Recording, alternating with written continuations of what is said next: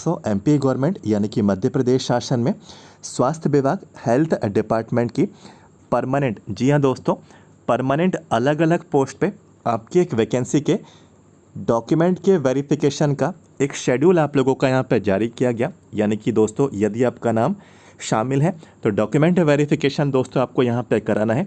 इसको लेकर इन्होंने यहाँ पे सूची यहाँ पे जारी कर दी, तो आप लोग नाम आप लोग उसमें सूची में आप लोग यहाँ पे चेक करिएगा। और यदि आपका नाम, आपका नेम सूची में आपका दिया गया है तो दोस्तों आपको डॉक्यूमेंट वेरिफिकेशन कराना होगा। इसकी डेट, टाइमिंग और प्लेस, ठीक है। तो डेट और टाइमिंग तो दोस्तों क्लियर है, प्लेस आपको समझ लेनी है क्योंकि अलग अलग लोगों का अलग अलग जगहों पे दोस्तों वेरिफिकेशन होना है। और दोस्तों इसमें डॉक्यूमेंट की लिस्ट आपकी क्या रहेगी, क्या क्या डॉक्यूमेंट्स कैरी करके ले जाना है, ठीक है, वेरिफिकेशन कराने के लिए, तो ये इन्फॉर्मेशन अभी मैं आपको यहाँ पे प्रोवाइड कराने वाला हूँ। और ये वाले अपडेट का आप में से बहुत सारे कैंडिडेट यहाँ पे काफ़ी टाइम से आप लोग यहाँ पे वेट कर रहे थे, तो मैं आपको यहाँ पे फुल इन्फॉर्मेशन दूंगा। सबसे पहले दोस्तों आपको वीडियो को लाइक कर देना है, वीडियो को लाइक करें, ठीक है। और फाइनली आप लोगों को अपडेट आ चुका है और आगे आप लोग यहाँ पे एक मध्य प्रदेश के स्वास्थ्य विभाग में आप लोग अपना कदम रखने वाले हैं कुछ टाइम में, ठीक है, क्योंकि वेरिफिकेशन होना है, फिर उसके बाद आपको पोस्टिंग मिलना ही मिलना है। तो एमपी के हेल्थ डिपार्टमेंट में दोस्तों, ठीक है, आप लोगों को शामिल होने का एक मौका बिल्कुल ये सुनिश्चित है। तो ये एक पॉजिटिव न्यूज़ है, एक गुड न्यूज़ आप सभी कैंडिडेट्स के लिए रहेगी और परमानेंट है, सबसे अच्छी बात ये है, ठीक है। तो आप सभी लोगों के लिए एक अच्छी खबर है, गुड न्यूज़ रहेगी। तो आप लोग दोस्तों आगे भी आप लोग तैयारी करते रहें, ठीक है, अभी आपको रुकना नहीं है, सेंट्रल गवर्नमेंट लेवल तक आपको जाना है, ठीक है।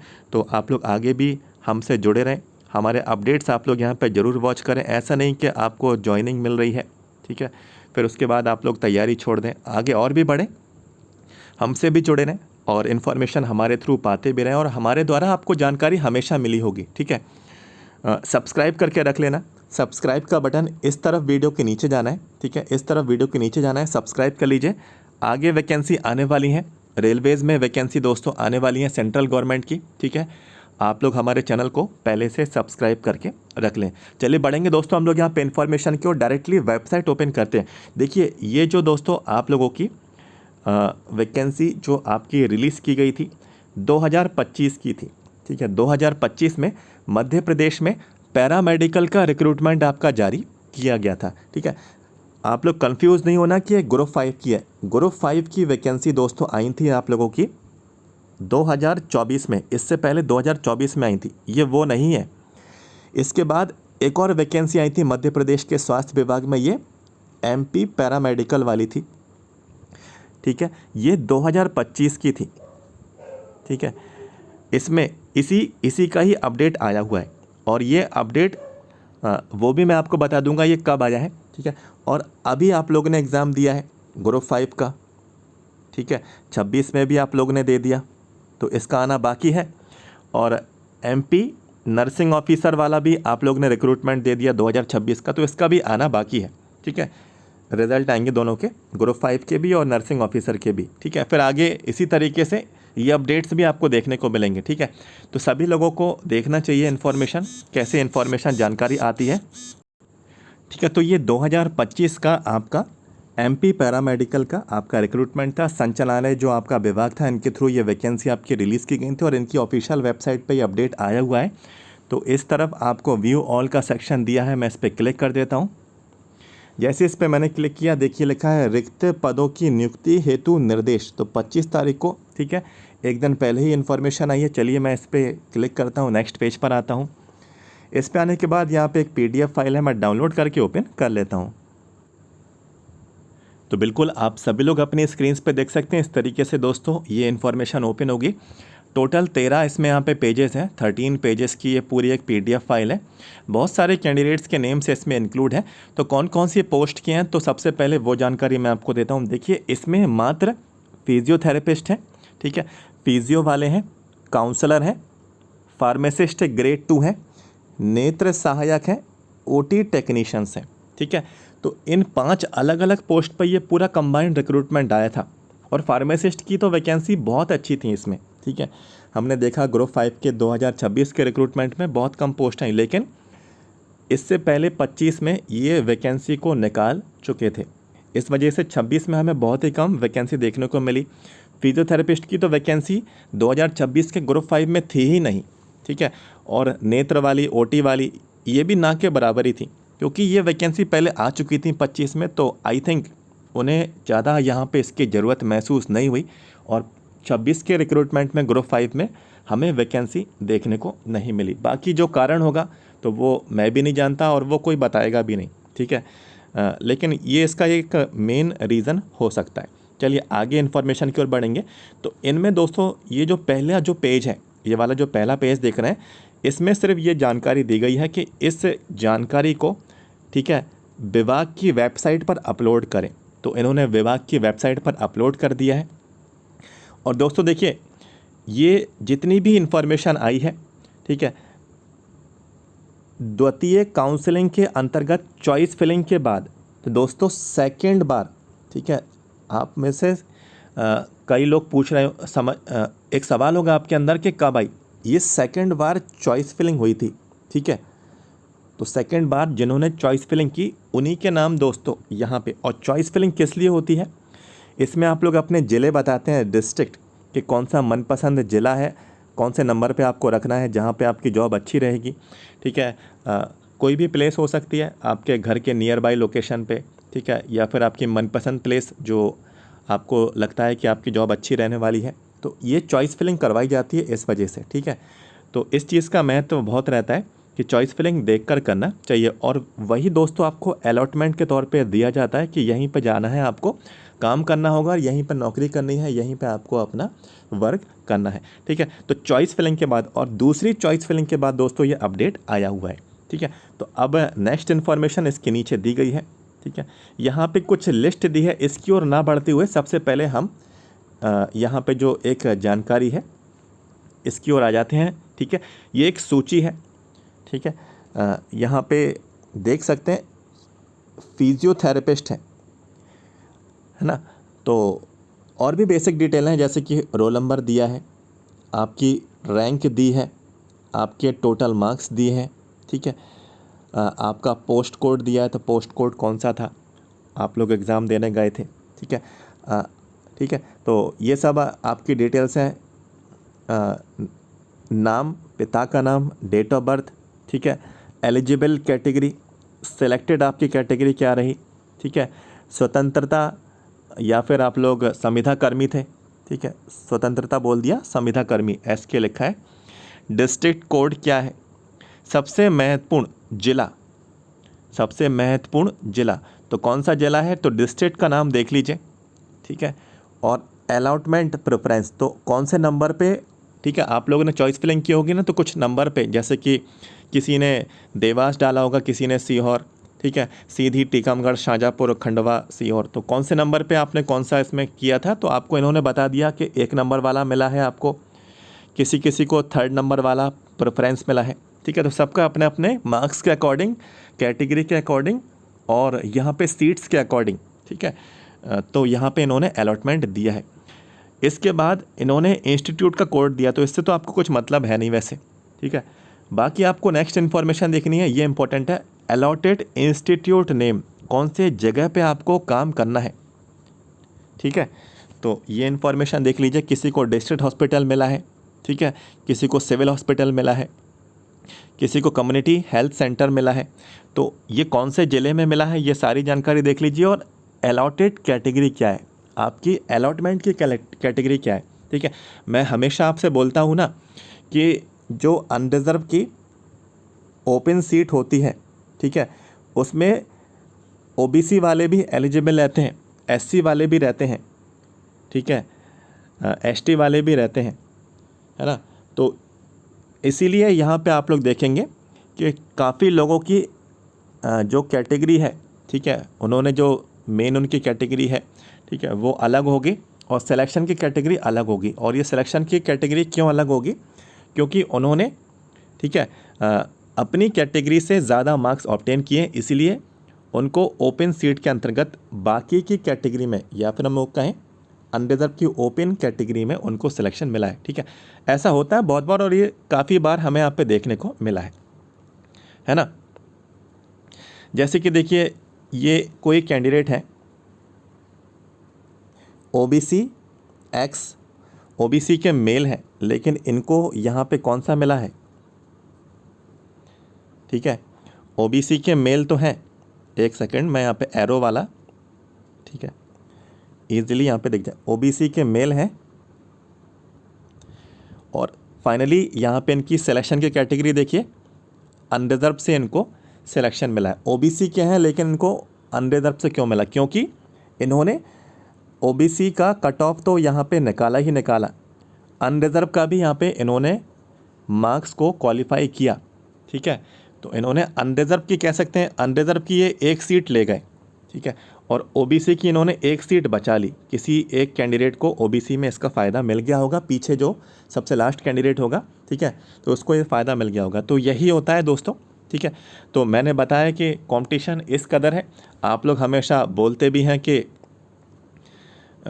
इतना कम कट ऑफ जाएगा, है ना, तो कभी भी ये नहीं सोचना, आज का जो टाइम है, ठीक है, एग्ज़ाम्स बहुत जो वैकेंसीज़ हैं बहुत ही कम है, ठीक है, और कैंडिडेट्स बहुत ज़्यादा हैं और कैंडिडेट्स बहुत अच्छी मेहनत करके भी आ रहे हैं, वो अपनी कैटेगरी का कट ऑफ क्लियर करके, ठीक है, अनरिजर्व की ओपन सीट को वो यहाँ पे क्वालिफाई करके अलॉटमेंट ले रहे हैं, ठीक है। तो ये दोस्तों ऐसा ही होता है, ये सब चीज़ों का प्रमाण है, आप लोग अपनी स्क्रीन पे देख सकते हैं, सभी चीज़ें बिल्कुल ऑफिशियल हैं, आप लोग खुद से चेक कर सकते हैं, ठीक है, इसमें कोई झूठ या गलत बोलने वाली बात है ही नहीं। बहुत सारे कैंडिडेट्स हैं इसमें, ठीक है, इसमें ओटी टेक्नीशियन भी हैं, है ना, ओटी टेक्नीशियन है, ऑप्थेल्मिक वाले भी हैं, फार्मासिस्ट ग्रेड 2 हैं, ठीक है, देख लीजिए फार्मासिस्ट बहुत सारे हैं इसमें, है ना, काउंसलर हैं, काउंसलर इतने ज़्यादा नहीं है, देखिए सिर्फ काउंसलर वाले पार्ट इतना है, ठीक है, बाकी फिजियो वाले हैं, फिजियोथेरेपिस्ट यहाँ पे रहेंगे, है ना। तो आप लोग जितने भी कैंडिडेट्स इस लिस्ट में नाम आपका शामिल है, ठीक है, आप लोगों को डॉक्यूमेंट वेरिफिकेशन कराना है। तो इसकी डेट क्या रहेगी, सबसे पहले मैं आपको बता देता हूँ, इन्होंने दोस्तों 1 जून से 16 जून तक का, ठीक है, तो बहुत सारे दिन आपको दे दिए, 16 दिन आपको मिल गए हैं, 16 डेज़, है ना, 16 दिन दोस्तों बहुत होते हैं, ये पर्याप्त हैं, है ना, 16 दिन रविवार को छोड़ के, ठीक है, रविवार को तो अवकाश रहता है, संडे रहता है, ठीक है, तो 16 दिन दोस्तों बहुत है, 16 दिन आपको मिले हैं, इस बीच कभी भी अपना वेरिफिकेशन करा लें 1 जून से 16 जून के बीच, और मेरी ऐसी माने कि शुरुआत के दिन में ही वेरिफिकेशन करा के कंप्लीट कर लें, फिर ज्वाइनिंग आप लोग लेते रहना, ठीक है, वेरिफिकेशन करा के बैठ जाए, शुरुआत के दिनों में वेरिफिकेशन कराने का सबसे ज़्यादा फ़ायदा क्या है, बेनिफिट क्या है, यदि कोई डॉक्यूमेंट की कमी रहती है तो आप लोग इसको पूरी कर लेंगे, ठीक है, आप लोग समय पे इसको पूरी कर लेंगे। अब जा रहे हैं आप 16 तारीख को, है ना, अब आप जाएंगे 16 तारीख को, फिर इसमें भी डॉक्यूमेंट की कोई कमी रह जाएगी, फिर आपको दिक्कत आ जाएगी, है ना, तो बीच के दिनों में करा लें या शुरुआत के दिनों में करा लें, और मेरी माने तो शुरुआत के दिनों में करा के बैठ जाएँ, है ना, इस चीज़ में देरी ना करें, और यदि कोई डॉक्यूमेंट की कमी रहती है या फिर कोई त्रुटि हो जाती है ना, तो काफ़ी प्रॉब्लम आ जाती है। ये तभी मालूम चलता है जब कैंडिडेट डॉक्यूमेंट वेरिफिकेशन कराने जाता है, पैनल जब आपके डॉक्यूमेंट को वेरीफाई करता है, ठीक है, सारी चीज़ वो आपकी चेक करेगा, आपका जो भी आवेदन था वहाँ से आपकी 10th की मार्कशीट से सारी डिटेल्स वो वहाँ पे चेक करेगा, आपका आधार वगैरह सारी चीज़ें वो चेक होंगी, ठीक है। बाकी मैं अभी आपको लिस्ट दिखा देता हूँ, तो 1 से 16 तारीख ये आप लोगों की यहाँ पे डेट है, ये सभी के लिए है, चाहे फिजियो हो, चाहे काउंसलर हो, नेत्र सहायक हो, ओटी टेक्नीशियन हो, ठीक है, चाहे फार्मासिस्ट ग्रेड 2। अब देखिए इसमें भी एक बात है कि जो कैंडिडेट्स यहाँ पे फिजियोथेरेपिस्ट वाले हैं, काउंसलर वाले हैं, नेत्र सहायक वाले हैं, ओटी टेक्नीशियन वाले हैं, तो जो भी दोस्तों आप लोगों को जिला आवंटन हुआ है, यानी कि जो भी डिस्ट्रिक्ट आप लोगों को अलॉट हुआ है, ठीक है, मान के चलते हैं आपको सीहोर जिला अलॉट हुआ है नीचे लिस्ट में, ठीक है, तो आपको कहाँ जाना है, संबंधित क्षेत्रीय संचालक स्वास्थ्य सेवाएं संभागीय कार्यालय उपस्थित होकर दस्तावेज का सत्यापन करवाना है, ठीक है। तो रीजनल जो आपका ऑफिस है स्वास्थ्य सेवाएं का संभागीय रीजनल ऑफिस में जाना होगा। वहाँ पे दोस्तों किसका, फिजियोथेरेपिस्ट का, काउंसलर का, नेत्र सहायक का, ओटी टेक्नीशियन वालों का डॉक्यूमेंट वेरिफिकेशन दोस्तों किया जाएगा। और ये आपको पता करना है कि आपका क्षेत्रीय संचालक कहाँ है आपको, ठीक है। इसमें कोई प्रॉब्लम नहीं आएगी, आप लोग इसकी जानकारी पहले से रखते भी होंगे, है ना। इसके बाद जो फार्मासिस्ट ग्रेड 2 वाले बच जाते हैं कैंडिडेट, ठीक है। अभी तो हमने फिजियो वालों की बात कर ली, काउंसलर की बात कर ली, नेत्र सहायक की कर ली, ओटी वालों की कर ली। फार्मासिस्ट ग्रेड 2 वाले जो कैंडिडेट्स हैं, आपका डॉक्यूमेंट वेरिफिकेशन, आपको जो जिला आवंटन हुआ है, ठीक है, जो भी अलॉटमेंट आपको डिस्ट्रिक्ट मिला है, संबंधित मुख्य चिकित्सा स्वास्थ्य अधिकारी जिला कार्यालय में उपस्थित होना, डॉक्यूमेंट वेरिफिकेशन करवाना है, ठीक है। तो फार्मासिस्ट वालों को सीएमएचओ ऑफिस, जो भी उनका रेस्पेक्टिव डिस्ट्रिक्ट है, अलॉटमेंट आपका डिस्ट्रिक्ट है, वहाँ पे जाना है, डॉक्यूमेंट वेरिफिकेशन कराना है।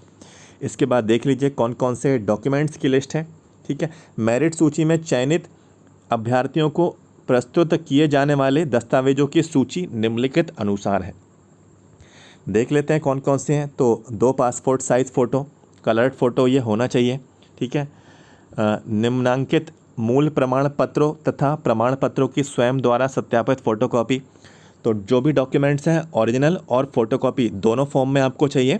फ़ोटोकॉपी के इन्होंने 2 सेट बोले हैं, तो आप लोग ज़्यादा से ज़्यादा सेट आप लोग कैरी करके लेकर जाना, ठीक है। तो इसमें आपको प्रॉब्लम नहीं है, फिर आप लोग फिर दुकान के चक्कर लगाएं, फिर वहाँ पे भीड़ लगे, फिर देरी हो, ठीक है। वैसे समय आपको बहुत मिला है, तो आप लोग पहले से इस चीज़ को लेकर प्रिपेयर्ड रहना। डॉक्यूमेंट्स जो भी हैं, फ़ोटोकॉपी का सेट ज़्यादा मात्रा में आप लोग लेकर जाएं, ठीक है। आपको यहाँ पे नियुक्ति हेतु प्रस्तुत किए जाने वाले आवेदन प्रपत्र में चॉइस फिलिंग से आवंटित जिले से संबंधित संभागीय क्षेत्रीय संचालक मुख्य चिकित्सा स्वास्थ्य अधिकारी में उपस्थित होना अनिवार्य है, ठीक है। तो जिनका रीजनल ऑफिस है वो रीजनल ऑफिस में जाएंगे, फार्मासिस्ट वाले हैं वो सीएमएचओ ऑफिस में जाएंगे, अपना वेरिफिकेशन कराएंगे। ओरिजिनल डॉक्यूमेंट्स भी ले जाना है और फोटोकॉपी का सेट भी आपको लेकर जाना है। 2 रिसेंट पासपोर्ट साइज़ फ़ोटोग्राफ भी आपको कलर्ड फॉर्म में आपको लेकर जाना है। लिखा आवेदन में प्रस्तुत पहचान पत्र का क्रमांक, ठीक है। तो एप्लीकेशन फॉर्म उठाइए, उसमें एक पहचान पत्र है, ठीक है। उसमें आप लोगों ने या तो आधार कार्ड की डिटेल दी है, या फिर वोटर कार्ड की दी है, पैन कार्ड की दी है, ड्राइविंग लाइसेंस की दी है, अन्य की दी है। तो आधार कार्ड ले जाना, कोई दिक्कत देने वाली बात नहीं है, आधार तो हर जगह अभी इस्तेमाल हो जाता है, तो आधार कार्ड इसमें आप लोग ले जाना। बाकी के भी रख लेना यदि है तो, ठीक है। मांगे तो दे देना, नहीं मांगे तो आपके पास रखे ही रहेंगे, इसमें कोई भी प्रॉब्लम नहीं आएगी। आधार रख लेना, आधार से ही सब कुछ यहाँ पे वेरीफाइड है, ठीक है। इसके बाद जन्म दिनांक संबंधी दस्तावेज, तो जो भी आपका जन्म दिनांक संबंधी दस्तावेज है, वो सबसे बेहतरीन जो आपका दस्तावेज है वो है आपका 10th का मार्कशीट। इसी से आपकी डेट ऑफ बर्थ है दोस्तों आपकी मैच होती है, ठीक है। बहुत सारे लोग कहते हैं कि 10th की मार्कशीट का क्या काम है, कुछ तो काम है नहीं, ठीक है। 10th की मार्कशीट का एक ही काम है कि वो डेट ऑफ बर्थ आपके मैच करते हैं। ये एक बहुत ही इंपॉर्टेंट डॉक्यूमेंट है, ठीक है। विवाहित या अविवाहित संबंधी शपथ पत्र, ठीक है। तो विवाहित है, ठीक है, तो इसका सर्टिफिकेट आपको बनवाना है। अविवाहित है तो इसके बारे में आप लोग जानकारी ले लेना, ठीक है। इसका सर्टिफिकेट बनेगा या नहीं बनेगा। वैसे अविवाहित हैं तो इसका क्या प्रूफ दें, है ना, तो इसकी साथ ज़रूरत नहीं पड़ेगी। तो विवाहित हैं तो इसमें आप लोग विवाहित वाला अपना संबंधी जो आपका शपथ पत्र है वो आप लोग बनवा लें, ठीक है। और विवाहित में भी एक पॉइंट दिया है विवाह की स्थिति में, ठीक है, नोटिफिकेशन में, तो वो आप लोग पढ़ लेना। भूतपूर्व सैनिक हैं, एक्स सर्विसमैन हैं, तो हाँ या ना, ठीक है। PWD कैंडिडेट हैं तो हाँ या ना। पता, तो जो भी आपका पता है तो ये इसमें कोई प्रॉब्लम नहीं होगी। आधार है आपका, उसमें एड्रेस दिया है, ठीक है, तो आपका एड्रेस, ठीक है। आपका मोबाइल नंबर, मेरिट आवंटन संवर्ग, ठीक है, मेरिट आवंटन संवर्ग, ठीक है। तो मेरिट जो आपको हुई है, मिली है, तो संवर्ग, ठीक है। तो ये डॉक्यूमेंट देखिए, संवर्ग तो इंग्लिश में इसको बोलते हैं कैडर, है ना। तो इसका मेन काम क्या है, तो इन्होंने ये तो स्पष्ट नहीं किया कि सर्टिफिकेट लगेगा या फिर इसका कोई डॉक्यूमेंट लेकर जाना है। कोई दिक्कत देने वाली बात नहीं है, जो चीज़ समझ में नहीं आ रही उसको छोड़ दें, आगे बढ़ें, ठीक है। मेरिट में आपका नाम है तो वो तो खुद ही देख लेंगे, ठीक है। और लिस्ट में आपका नाम है वो खुद ही देख लेंगे, है ना, कोई दिक्कत देने वाली बात नहीं। मेरिट में प्राप्तांक, ठीक है। प्राप्तांक जो भी अंक आपको प्राप्त हुए हैं तो ये भी वो देख ही लेंगे। मेरिट क्रमांक ये भी सीधा सीधा इसमें दिया ही हुआ है। एमपी ऑनलाइन के माध्यम से भरे गए आवेदन की प्रति, ठीक है, तो जो फॉर्म आपने भरा था तो वो लेकर जाना होगा। मंडल द्वारा जारी एडमिट कार्ड, तो फॉर्म और एडमिट कार्ड दोनों आपको कैरी करके ले जाना है, ठीक है। फॉर्म और एडमिट कार्ड दोनों आपको ले जाने हैं। और जो एडमिट कार्ड का आपका रहता है ना, जो एक पार्ट आपको एग्ज़ाम देने के बाद आपको घर पे भेज देते हैं, तो वो वाला प्रति भी लेकर जाना, ठीक है। एक तो ऊपर वाला पार्ट है वो आपका जमा हो जाता है आपके एग्ज़ाम लैब में, नीचे वाला पार्ट आपको दे देते हैं, है ना, तो वो लेकर जाना अपना, है ना। मध्य प्रदेश कर्मचारी चयन मंडल में किए गए आवेदन में उल्लेखित पहचान पत्र की प्रति, ठीक है, तो उसमें एक पहचान पत्र का कॉलम रहता है आपके एप्लीकेशन फॉर्म में। मोस्टली लोगों का आधार कार्ड रहता है, ठीक है, तो आधार ले जाना, और वैसे वरना आप चेक कर लेना उसमें दिया होगा, तो वो डॉक्यूमेंट उसमें ले जाना है। आपका पहचान आइडेंटिटी प्रूफ आपका रहेगा। मंडल द्वारा जारी रिज़ल्ट की प्रति, तो रिज़ल्ट जो आपका प्राप्त हुआ था, ठीक है, नॉर्मलाइज्ड मार्क्स, आपके रॉ मार्क्स जो भी आपके दिए गए थे, जो रिज़ल्ट आया था, ठीक है, तो वो ले जाना अपना। इसके बाद 10+2 प्रणाली की 10वीं की प्रति, तो 10th की मार्कशीट ले जाना है, 12वीं की, तो 12th की भी ले जाना है, तो 10th 12th दोनों की मार्कशीट। तकनीकी अर्हता की मूल अंक सूची फाइनल वर्ष की प्रति, तो फाइनल ईयर की जो आपकी मार्कशीट है, ठीक है, फार्मा वाले हैं तो फार्मा की, ओटी वाले हैं तो ओटी वालों की, नेत्र सहायक वाले हैं तो नेत्र वालों की, ठीक है, फिजियोथेरेपिस्ट वाले हैं तो फिजियोथेरेपिस्ट की, काउंसलर हैं तो काउंसलर की। लास्ट सेमेस्टर की मार्कशीट आपको लेकर जानी है। जाति प्रमाण पत्र, तो कास्ट सर्टिफिकेट आपको मालूम ही होगा, इसमें तो कुछ बताने की ज़रूरत ही नहीं है। कास्ट सर्टिफिकेट होगा आपके पास यदि आप लोगों ने कैटेगरी वाले कैंडिडेट हैं, रिजर्व कैटेगरी के कैंडिडेट हैं तो उसका प्रमाण पत्र आपको ले जाना है, ठीक है। मूल निवासी, तो डोमिसाइल, ठीक है, तो डोमिसाइल भी दोस्तों आपको लेकर जाना है कि आप एमपी डोमिसाइल है, मध्य प्रदेश के मूल निवासी हैं, ठीक है। मूल निवासी प्रमाण पत्र ये आप लोग उसको कैरी करके ले जाएं। रोजगार कार्यालय का पंजीयन प्रमाण पत्र की प्रति, तो MP employment exchange registration number, ठीक है, MP employment exchange registration number. तो मैं आपसे बोला था, काफ़ी लोगों को मैं बोला था अभी कुछ टाइम पहले, मैंने इस चीज़ को लेकर बहुत जोर दिया कि ये एक बहुत ही रेलेवेंट डॉक्यूमेंट है, ठीक है।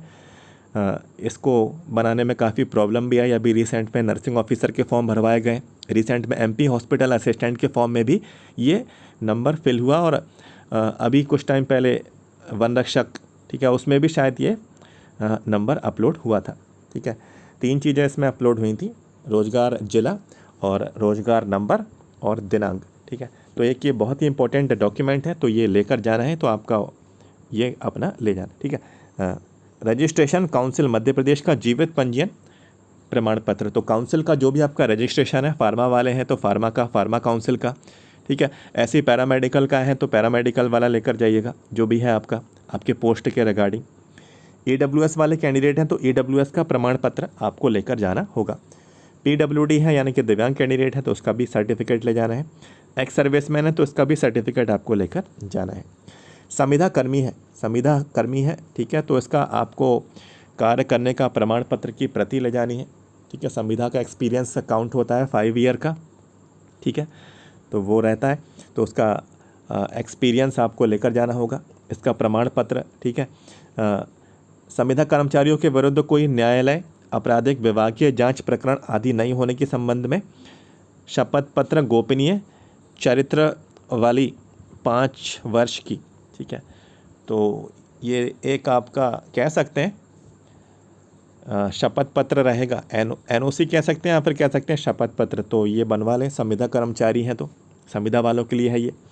विवाहित स्थिति में 2 बच्चों से अधिक नहीं होने संबंधी प्रारूप संकलन है, ठीक है, ठीक है। 2 बच्चों से ज़्यादा संतान होगी तो ये इसको अलाउ नहीं करेंगे, ठीक है, ये पॉइंट है और ये नोटिफिकेशन में भी दिया था। अभ्यर्थी का शपथ पत्र यदि कोई लागू है तो, ठीक है। इसके बाद देख लीजिए ये वाला जो फॉर्म है, तो ये फॉर्म है तो ये आपको ठीक है, अभी घर से बस इसका प्रिंट आउट निकलवा के ले जाएं, है ना। ये आप लोग प्रिंट आउट निकलवा के ले जाएं, 2-3 ले जाएं इसको कॉपी में, ठीक है। 2-3 प्रिंट इसके निकलवा के रख लें। कभी कभार ऐसा होता है कि आप भरते समय कुछ मिस्टेक कर देते हैं, तो उसी में फिर आपको इनकरेक्ट को करेक्ट करना पड़ता है ना, करेक्ट को सही करना पड़ता है, फिर उसमें है ना, वही उसमें थोड़ा मिसमैच सा हो जाता है, इन्फॉर्मेशन समझ में नहीं आती है। तो 2 प्रिंट आउट या 3 प्रिंट आउट इसके निकलवा के रख लें, आप लेकर जाना। नॉर्मल डिटेल्स हैं इसमें आपको भरनी होगी, ठीक है। क्या क्या डिटेल्स भरनी है वहाँ पे आपको सारी जानकारी मालूम चल जाएगी, ठीक है। विवाहित उम्मीदवारों को जो शपथ पत्र का प्रारूप है, जो अभी मैंने बात की, ठीक है, तो ये वो प्रारूप रहेगा। बाकी ये सूची है, ठीक है। तो आई होप दोस्तों इसमें इन्फॉर्मेशन हमने जो कवर की है डिटेल में आपको यहाँ पे समझ में आया होगा। और सारे डॉक्यूमेंट्स कैरी करके ले जाएं, घबराएं नहीं, परेशान नहीं हो, ठीक है। और समय रहते अपना वेरिफिकेशन करवा लें, लास्ट मोमेंट के भरोसे ना बैठें, ठीक है, कि अभी बहुत समय है, मैं अपना वेरिफिकेशन करा लूँगा। शुरुआत के दिनों में करा लें, और यदि कोई कमी रहती है तो उस कमी को पूरा कर लें, डॉक्यूमेंट बनवा लें। कोई रेलेवेंट इन्फॉर्मेशन नहीं है तो उसको अरेंज कर लें, ठीक है। तो इन सब चीज़ों का ये ध्यान देना है, कॉन्फिडेंट रहिए, है ना, कोई घबराने वाली बात नहीं है, कोई डरने वाली बात नहीं है। और आप में से काफ़ी लोग इस अपडेट का आप लोग यहाँ पे वेट भी कर रहे थे, तो अच्छी बात है, ये अपडेट आ गया, ठीक है। और आपको हमारे चैनल के थ्रू कोई इन्फॉर्मेशन मिली है तो आप लोग चाहें तो एक फ़ीडबैक के तौर पे थैंक यू का मैसेज कमेंट बॉक्स में टाइप कर सकते हैं, ठीक है। आपको बताना है कि आपको कौन सा डिस्ट्रिक्ट मिला है, ठीक है, आपको कौन सा डिस्ट्रिक्ट मिला है, इंस्टीट्यूट कौन सा मिला है, ठीक है, पोस्ट कौन सी है, ठीक है, कैटेगरी कौन सी है। ये 4 चीज़ें दोस्तों आपको, ठीक है, कमेंट बॉक्स में बताना है। चाहें तो एक थैंक यू का मैसेज भी साथ में लिख सकते हैं। अभी के लिए इस वीडियो को एंड करेंगे। वीडियो को लाइक करना, चैनल को सब्सक्राइब कर लेना, कोई भी इन्फॉर्मेशन आगे छूटना नहीं चाहिए। और ये बस अभी एक स्टार्टिंग है, ठीक है, आगे और भी एग्ज़ाम्स आने हैं और आप लोग उनको भी क्रैक करिए, और इससे बेटर अपॉर्चुनिटी मिले तो बिल्कुल आप लोग उसमें शामिल होइए। सब्सक्राइब कर लीजिए, वीडियो के नीचे इस तरफ आपको सब्सक्राइब का बटन दिया है, हमारे चैनल को सब्सक्राइब करके रख लेना। तो दोस्तों मिलता हूँ next, thank you so much.